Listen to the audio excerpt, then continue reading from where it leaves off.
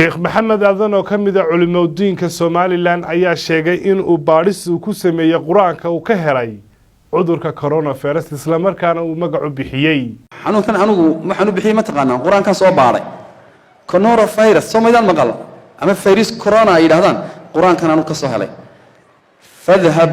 fa inna laka fil hayati an taqula la misas wa xanuun lagu saliday noociisi oo kale isma taabano imika wala kala cararaya Sooma wa xanuunkii Muuse Saamiri lagu saliday nabiyullaahi Muuse uu kuri fadhhab dhaqaaq buuri Saamiriyo soo kufri iyo gaalnimo ummadii asnaamu ma sameeyay cijli fa inna laka fil hayati nolosha dhexdeeda waxa ku sugan an taqula ina tiraado la misas la isma taabto kala carara la isma salaamo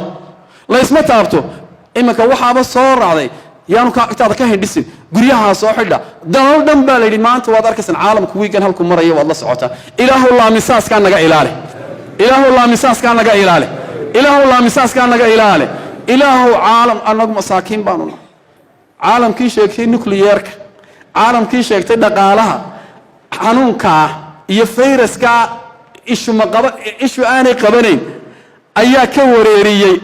dhaqaaluhu waa burburay socod ma jiro caalamku wuu isku daatay ilaahu anagu ducafaanna anaga dhaqdhaqaaq nagu muu sameeyay dib waa kugu kalsoonahay allah ayow anaga iyo muslimka naga hay ilaahu muslimka ka badbaadi ilaahu naga badbaadi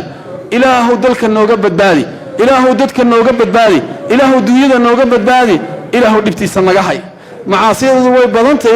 ilaahu noo dulqaad ilaahu ummadda noo soo hanuuni ilaahu ummadda noo soo hanuuni rabbana atina fid dunya hasanatan wa fil aakhirati hasanatan wa qina adhaban nar